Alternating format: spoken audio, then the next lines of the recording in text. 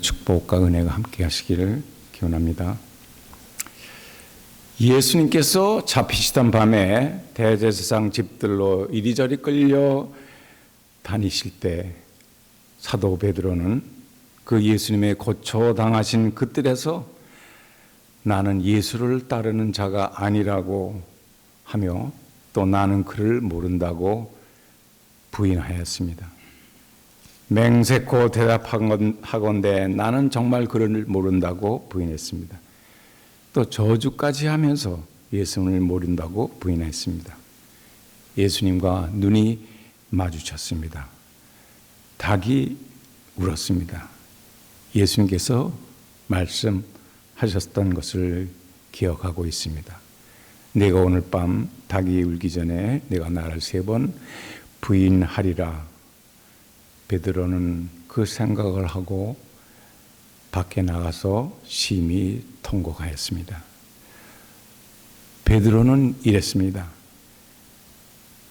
주님을 하나님의 아들이시라고 또 그리스도시요 나의 구주시라고 고백했던 그 믿음은 다 어디로 가고 자기의 목숨을 부지하기 위해 예수님의 이름을 던져버렸습니다. 자신이 얼마나 연약한 존재인지 베드로는 알고 통곡했습니다. 오늘 읽은 본문은 디베랴 바다에서 일어났던 일을 기록하고 있습니다. 디베랴 바다는 팔레스타인 북쪽 갈릴리 지방에 있는 민물 호수로 남북이 한 20km 되고 동서가 한 13km 되는 크기의 호수입니다. 지금은 갈릴리 바다라고 부르죠. 여호수아 12장 3절에는 기네렛이라고 불렸고 누가복음 5장 1절에도 같은 어근으로 게네사렛 호수로 기록되어 있고 또 요한복음 6장 1절에는 갈릴리 바다로 기록되어 있습니다. 본문과 같이 디베랴 바다라고 불린 것은 주후 25년경 헤롯 안티파스가 갈릴리 지역 분봉강으로 있을 때에 갈릴리 서안에 도시를 세우고 그 당시 로마 황제 티베리우스에게 경의를 표하기 위하여 도시 이름을 디베리아라고 붙인 것에 따르고 있습니다. 이 디베랴 바다에서 베드로가 다른 제자들과 같이 고기 잡으러 나갔습니다. 베드로는 원래 직업이 어부였는데 예수님께서 사역 초기에 나를 따라오너라라고 부르셨을 때 배와 그물을 다 버리고 예수를 따라서 제자가 된 사람입니다.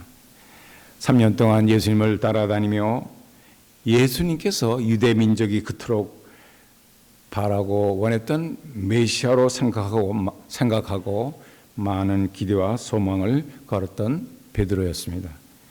그런데 예수님은 한마디 저항도 없이 원수들에게 잡혀서 십자가에 돌아가시고 죽으셨습니다. 그래서 좌절과 실망에 쌓여 어찌할 바를 몰랐습니다. 그리고 얼마 후에 자기 고향으로 다시 돌아와 고기나 잡겠다고 디베랴 바다로 나간 것입니다. 밤이 새도록 허탕을 치고 허탈감에 빠져 있는데 이른 새벽 아침에 부활하신 주님이 그곳을 찾아오셨습니다.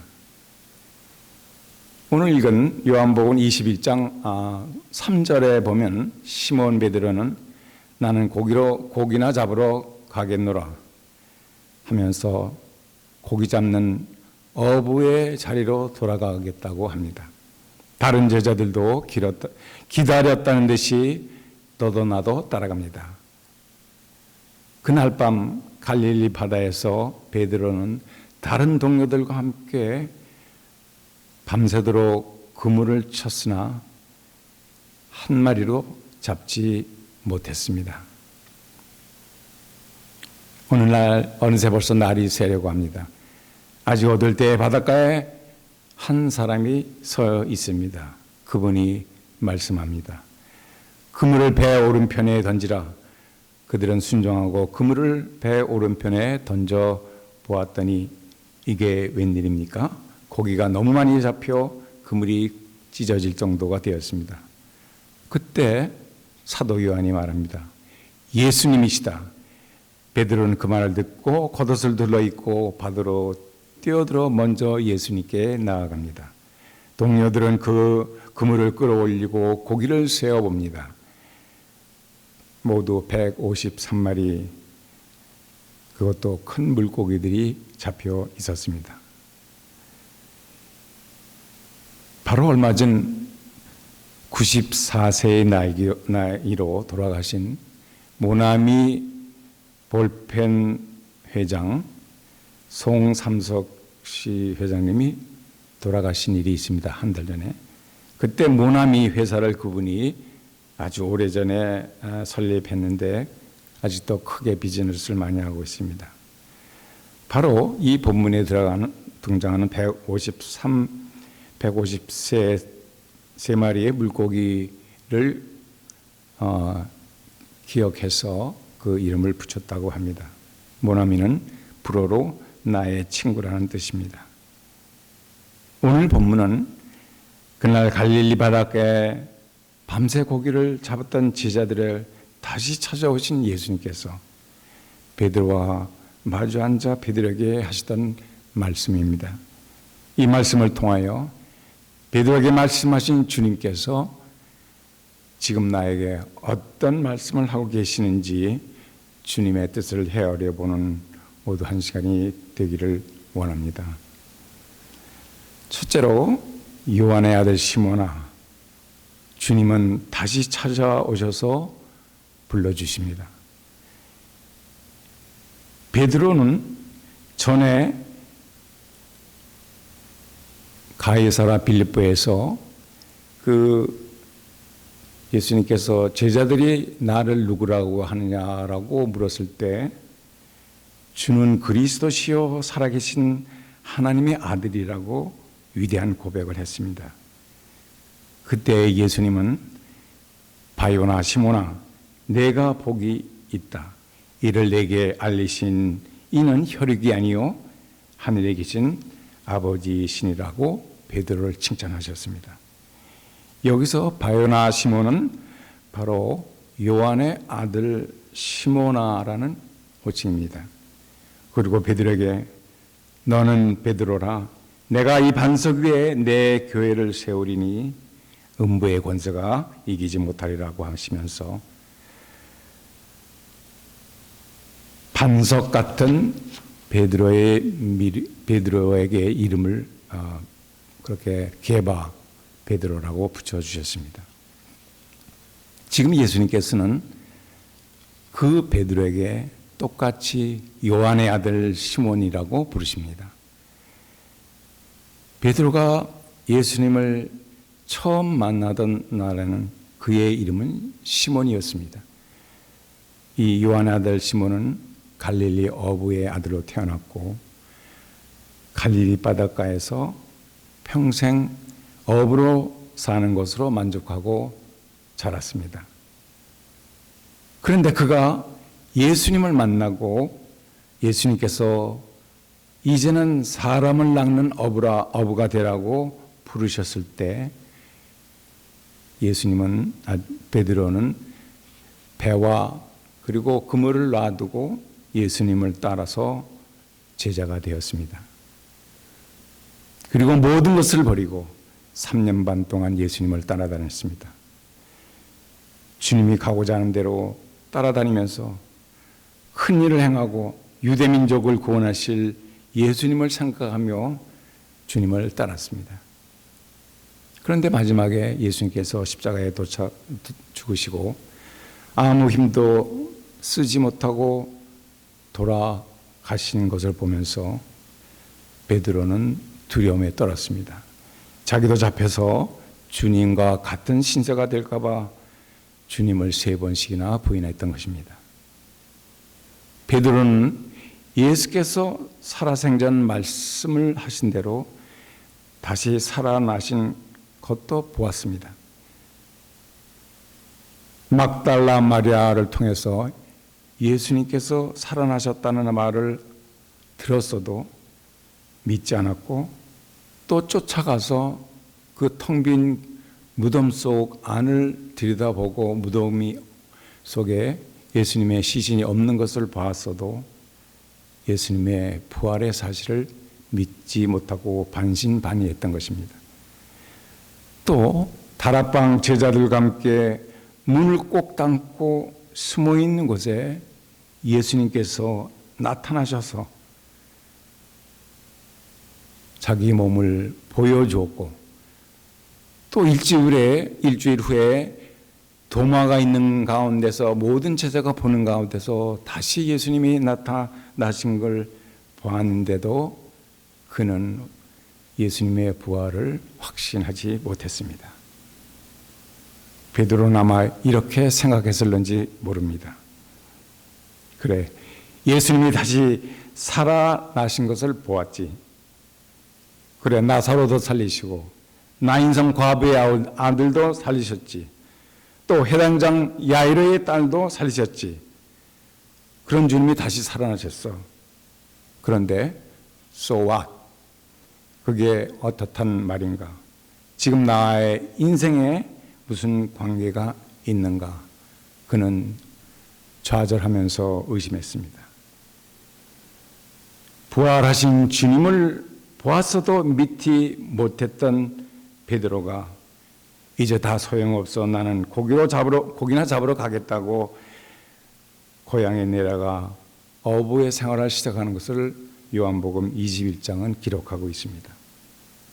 예수님을 3년 반 동안 한결같은 믿음으로 따라다녔지만 이제는 그것이 자신의 삶에 아무런 의미가 없는 것처럼 보였습니다. 이제 다시 고향에 들어가 고기를 잡아 팔아서 가족들의 생계라도 책임을 지겠다는 생각이 아니었겠습니까? 그러한 베드로는 주님을 3번 부인했고 주님의 부활을 많이 목도했어도 여전히 절망과 실망 가운데서 빠진 사람이었습니다. 그는 정말로 예수님의 제자의 자격도 없는 무익한 사람이었습니다. 그러나 그러한 베드로를 알고도 주님은 실망하지 않고 다시 찾아오셨습니다. 베드로가 그 위대한 고백을 했을 때 베드로를 바요나 시몬이라고 부르셨습니다. 오늘 본문에서 절망 가운데 좌절해 있는 베드로에게 다시 한번 요한의 아들 시몬이라고 부릅니다.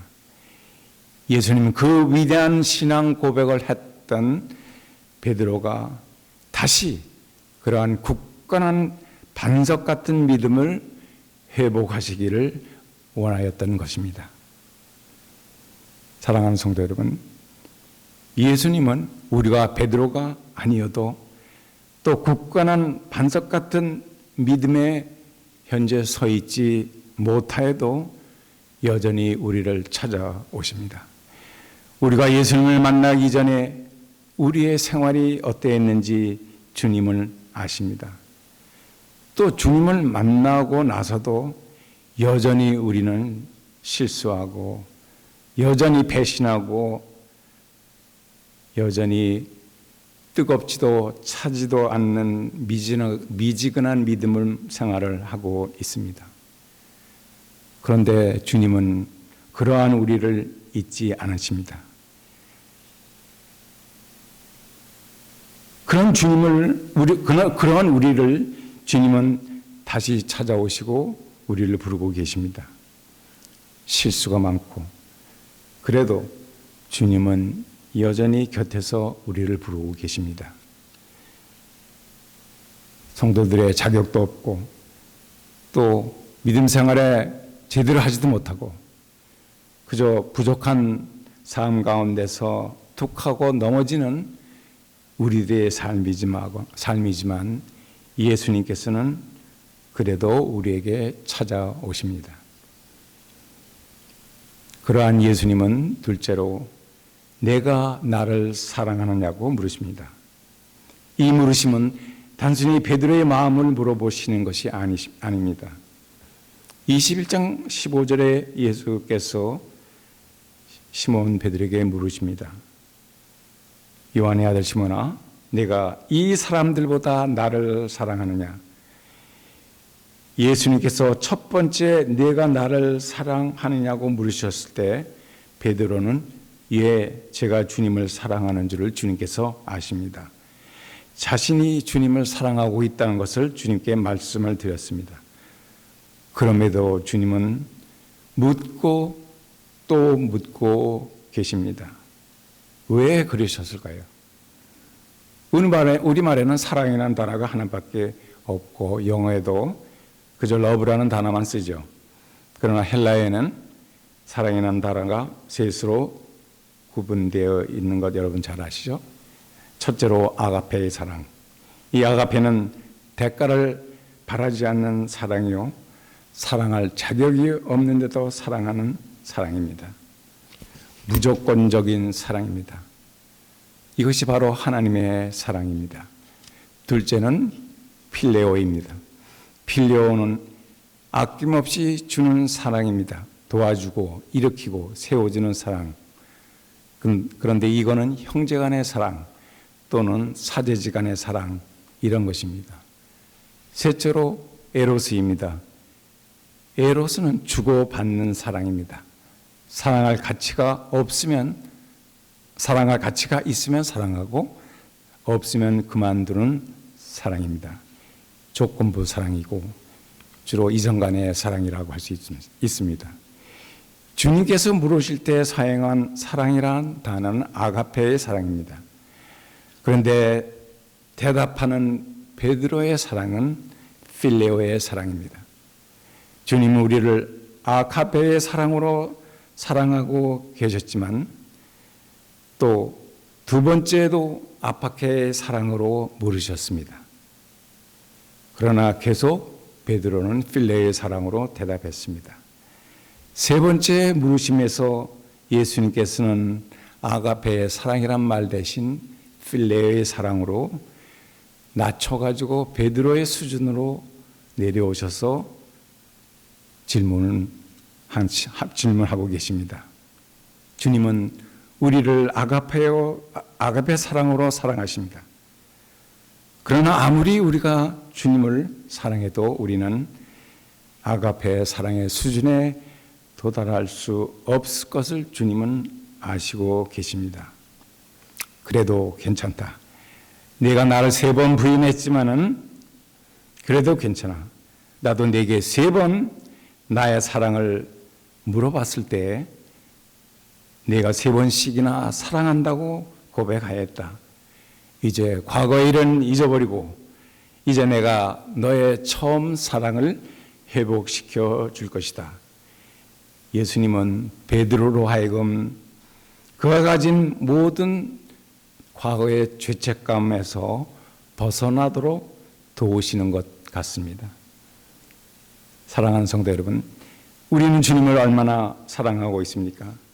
주님은 우리를 아가페의 사랑으로 사랑하고 계십니다. 우리가 주님을 아가페의 사랑으로 사랑하지 못해도 주님은 괜찮다고 하십니다. 필레오의 사랑도 괜찮아. 내가 나를 사랑하는 줄 내가 안다. 그것이면 족하다. 이렇게 예수님은 말씀하고 계십니다. 두 번째로 내 양을 먹이라고 예수님께서 하십니다. 내 양을 먹이라. 내 양을 치라. 내 양을 먹이라고 3번 반복하십니다. 내 양을 부탁한다고 말씀하십니다. 이 말씀은 베드로가 3번 주님을 부인한 것을 떠오르게 하는 말입니다. 주님께서 베드로가 3번 부인한 것을 용서하듯이 3번 내가 나를 사랑하느냐고 물으시고 베드로의 동일한 대답을 듣고 베드로의 진실한 마음을 확인하고 싶었습니다. 오늘 말씀은 예수님이 베드로에게 사도직을 허락하는 사도 위임식을 하시는 것입니다. 그렇다면 이 말씀을 한번 곰곰이 생각해 보겠습니다. 예수님께서 부탁하신 양들은 누구입니까?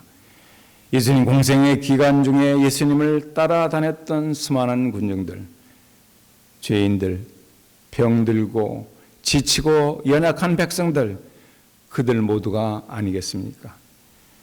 주님을 따르며 주님께 속하기를 원했던 많은 사람들, 그들 모두를 주님께서는 내 양이라고 말씀하십니다.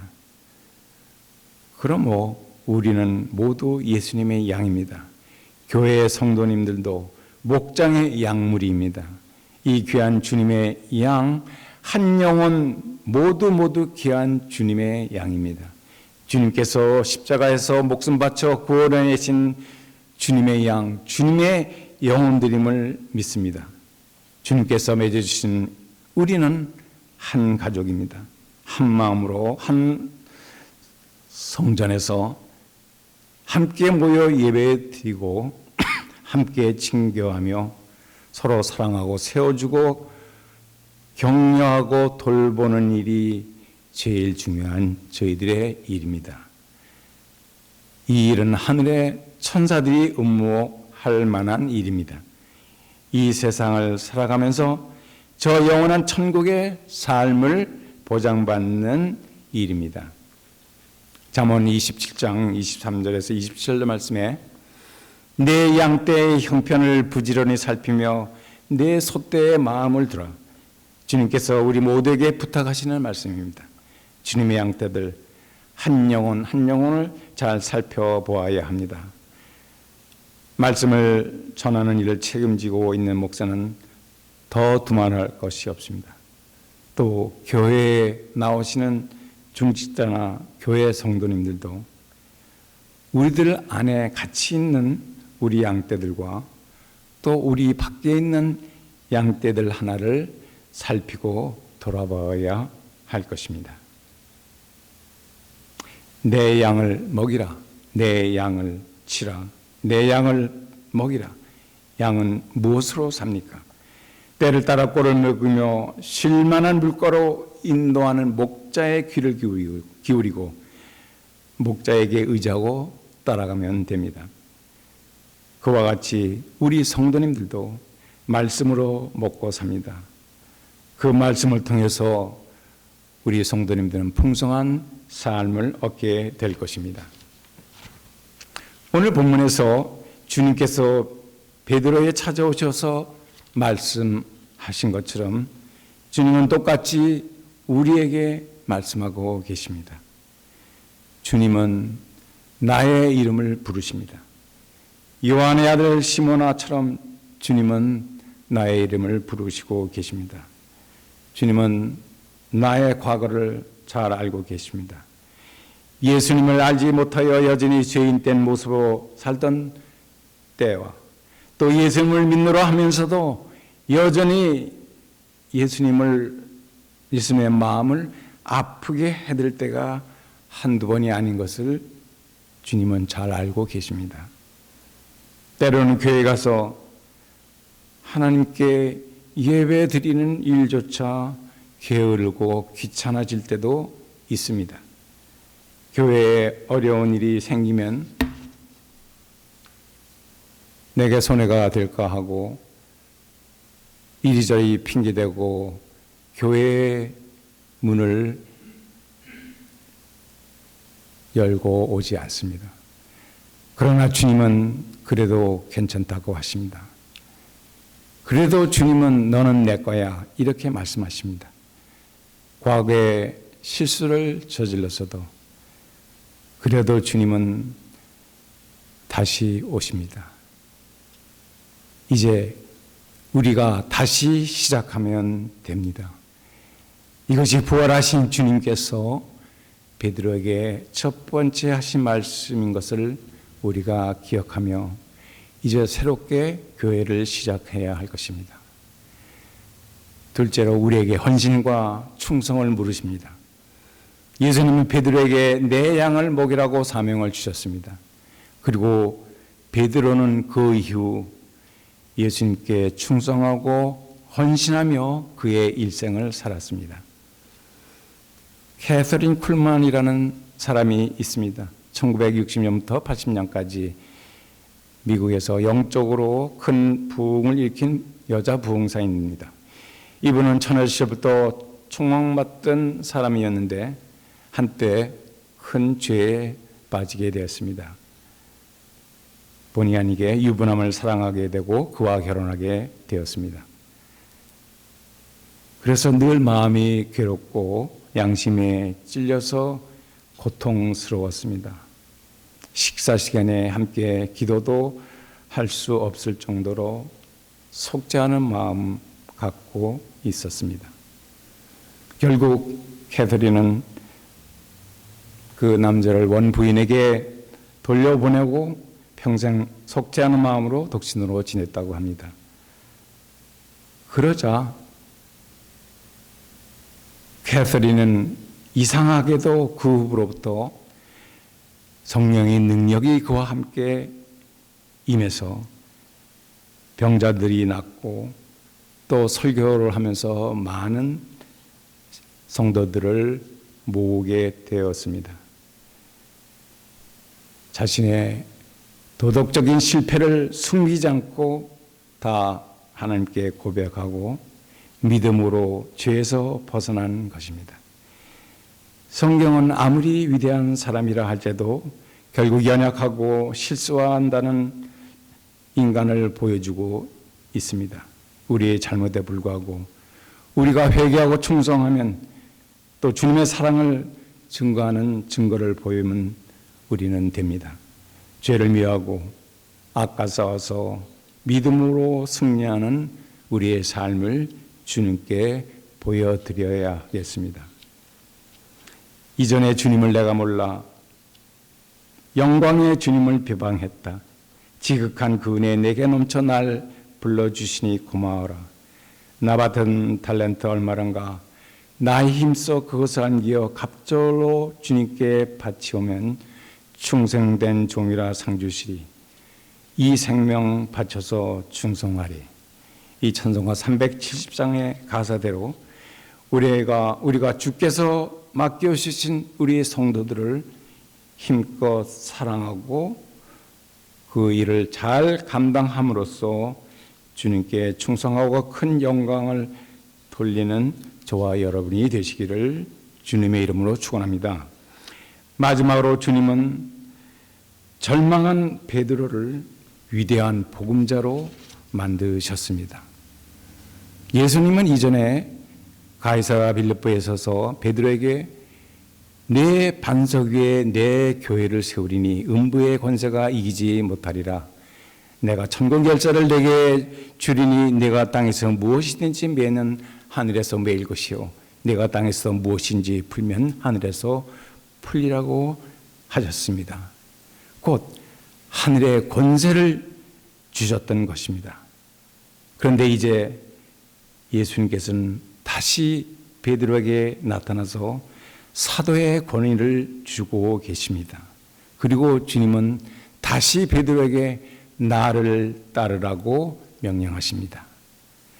주님은 그토록 절망에 빠졌고 실망한 베드로를 다시 일으키시고 복음 전도의 사명을 담당시켰습니다. 주님 승천 후 약속하신 성령을 오순절에 받고 나서 베드로는 완전한 사람으로 변했습니다. 담대히 성전에 나가서 주 예수의 부활의 사실을 증언하고 정말로 예수께서 말씀하신 대로 교회의 머리가 되었고 계속해서 사마리아와 땅끝까지 복음을 전하다 로마 황제에 의해 십자가에 거꾸로 매달려 화형당하는 순교를 당하셨습니다. 예수님께서는 우리들에게도 같은 복음 전도의 사명을 주셨습니다.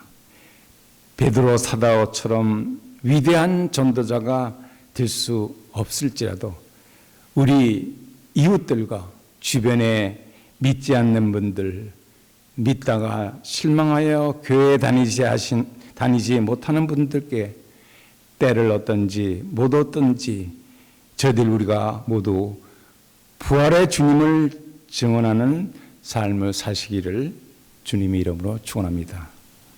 기도하시겠습니다.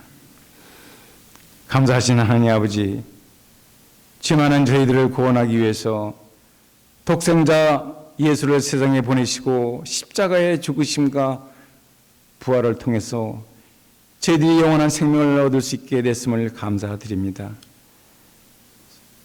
베드로가 주님의 부활을 확신하지 못하고 절망하고 좌절했을 때 주님은 베드로를 찾아주셔서 그를 일으켰습니다.